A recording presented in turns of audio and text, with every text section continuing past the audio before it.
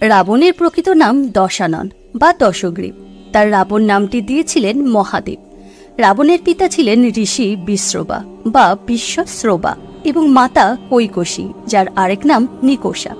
ঋষি বিশ্রবা মহর্ষি পুলস্থের পুত্র এবং প্রজাপতি ব্রহ্মার পৌত্র।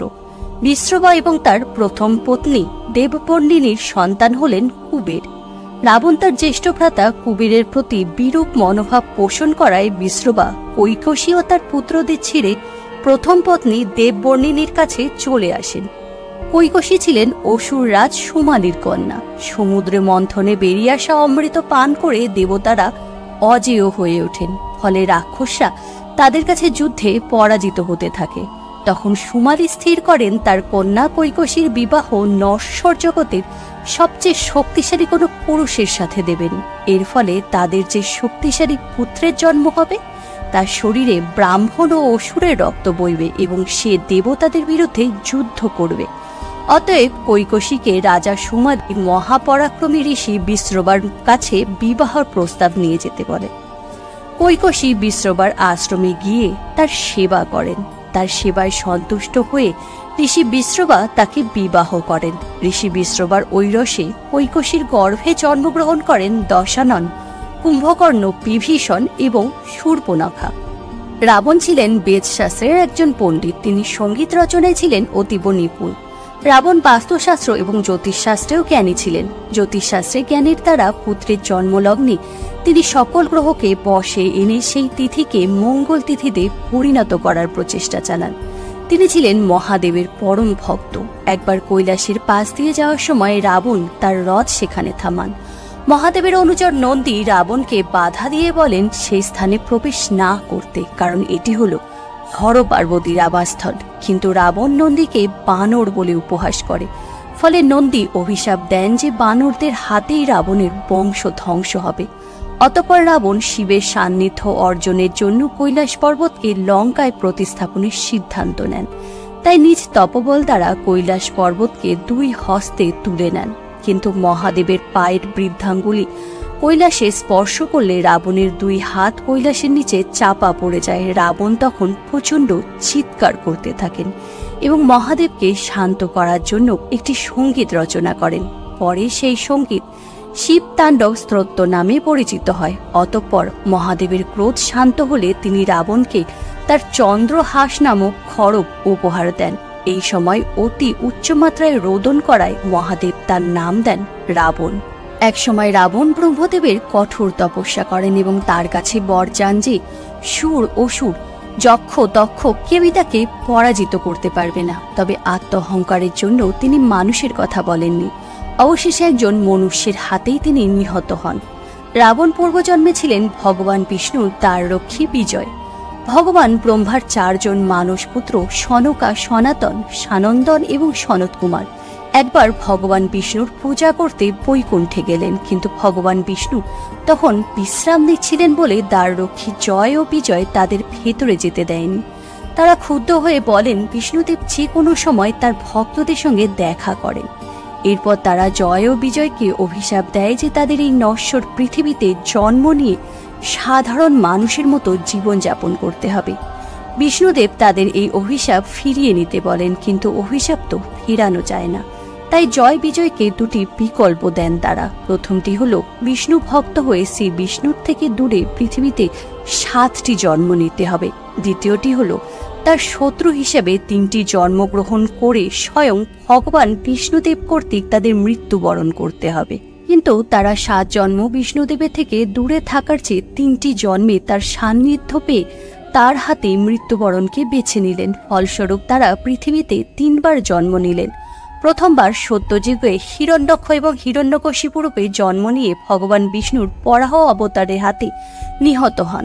দ্বিতীয় জন্মে ত্রেতা যুগে রাবণ ও কুম্ভকর্ণ রূপে তাদের জন্ম হয়। তৃতীয়বার দ্বাপর যুগে শিশুপাল এবং দন্তবক্র রূপে জন্মগ্রহণ করেন। রাবণ ধীরে ধীরে অত্যাচারী রাজায় পরিণত হয়। তিনি দেব, দানব, যক্ষ এমনকি ঋষিকন্যাদের সতীত্ব হরণ করতে থাকেন। এই সময় কুবের ছিলেন লঙ্কার রাজা। তিনি কুবেরকে লঙ্কা থেকে বিতাড়িত করেন এবং তার পুষ্পক রথ বলপূর্বক অধিকার করেন। অযোধ্যার রাজা অনারণ্য ছিলেন ভগবান রামের পূর্বপুরুষ।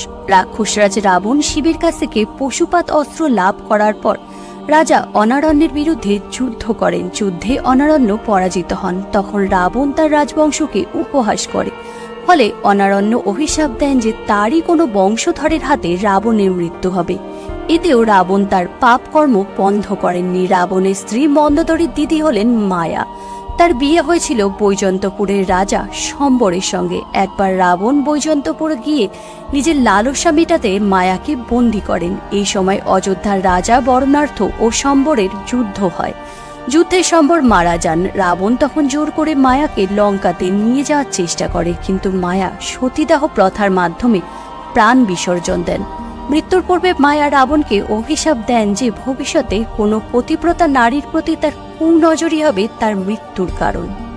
এরপর একবার রাবণ পুষ্পক রথে ভ্রমণকালে বৃহস্পতির পুত্র মহর্ষি কুশধ্বজের কন্যা বেদবতীকে দেখতে পান এবং বলপূর্বক তাকে হরণ করতে উদ্যত হন। নিজের সম্মান রক্ষার্থে বেদবতী অগ্নিতে আত্মাহুতি দেন। আত্মাহুতির সময় তিনি রাবণকে অভিশাপ দেন যে পরের জন্মে তিনি কোনো ধার্মিক পুরুষের অজলিজাত কন্যারূপে জন্মগ্রহণ করে রাবণ বধের কারণ হবেন। তিনি সীতারূপে জন্মগ্রহণ করেন। অতঃপর একদিন স্বর্গে বিচরণের সময় রাবণ অপ্সরা রম্ভাকে দেখতে পান এবং তার সতীত্ব হরণ করেন। রম্ভা ছিলেন রাবণের ভ্রাতুষ্পুত্র নলকুবেরের হবু স্ত্রী। এই ঘটনা জানার পর নলকুবের তাকে অভিশাপ দেন যে এরপর কোনো নারীর মর্যাদা নষ্ট করলে তৎক্ষণাৎ রাবণের মৃত্যু হবে। রাবণের বোন শূর্পণখা গোপনে কালকেয় দানব বংশের দানব রাজপুত্র বিদ্যুৎজিহ্বাকে বিবাহ করেন। দানবরা ছিলেন রাক্ষসদের শত্রু, ফলে রাবণ দুজনকেই হত্যা করার সিদ্ধান্ত নেন। রাবণের স্ত্রী মন্দোদরী তাদের রক্ষা করেন, কিন্তু কালকেয়র সঙ্গে যুদ্ধে রাবণ বিদ্যুৎজিহ্বাকে হত্যা করেন। তখন শূর্পণখা রাবণকে অভিশাপ দিয়ে বলেন যে একদিন আমি তোমার এবং তোমার বংশের পতনের কারণ হব। রাবণ তার ভগ্নীকে সান্ত্বনা দিয়ে দণ্ডকারণ্যে বসবাস করার জন্য প্রেরণ করেন এবং তার সুরক্ষার জন্য ভ্রাতা খল ও দূষণকে সঙ্গে প্রেরণ করেন। এই সময় রাম, সীতা ও লক্ষ্মণ পিতৃসত্ত্ব রক্ষার্থে পঞ্চবটী বনে কুটির নির্মাণ করে বসবাস করছিলেন। শূর্পণখা রাম ও লক্ষ্মণকে বিবাহের প্রস্তাব দেন, কিন্তু তাদের দ্বারা প্রত্যাখ্যাত হয়ে শূর্পণখা সীতাকে গিলে খেতে উদ্যত হয়। তখন লক্ষ্মণ তার নাক ও কান কেটে দেন। এরপর শূর্পণখা খড় ও দূষণকে রামের বিরুদ্ধে যুদ্ধে প্রেরণ করলে তারা সশৈলে নিহত হন। ক্ষুব্ধ শূর্পণখা লঙ্কায় গিয়ে রাবণকে সমস্ত ঘটনা জানালেন, কিন্তু রাবণ তাতে কর্ণপাত না করায় সীতার রূপের বর্ণনা দিয়ে শূর্পণখা তাকে উত্তেজিত করে তুললেন। রাবণ সীতার রূপে মুগ্ধ হয়ে তাকে হরণ করার জন্য রাম লক্ষ্মণের সঙ্গে যুদ্ধ না করে ছলনার আশ্রয় নেয়। তার নির্দেশে মারিচ স্বর্ণমৃগের রূপ ধারণ করে রাম ও লক্ষ্মণকে কুটির থেকে দূরে নিয়ে যায়। সেই সময় রাবণ ছদ্মবেশ ধারণ করে সীতাকে হরণ করে। জটায়ু নামে একটি পক্ষী সীতাকে উদ্ধার করতে গিয়ে রাবণের হাতে গুরুতর আহত হন। রাবণ সীতাকে অপহরণ করে লঙ্কায় নিয়ে যায়, কিন্তু সীতা রাজপ্রাসাদে থাকার বদলে অশোক কাননকে বেছে নেন। রাবণ সীতাকে বিবাহের প্রস্তাব দেন। পতিব্রতা সীতা সেই কুপ্রস্তাব ঘৃণা ভয়ে প্রত্যাখ্যান করেন। তখন রাবণ তাকে নানা রকম প্রলোভন দেখায়। তাতেও রাজি না হলে তাকে ভয় দেখায়, প্রাণে মেরে ফেলারও হুমকি দেয়, কিন্তু সীতা তার সিদ্ধান্তে অটল থাকেন।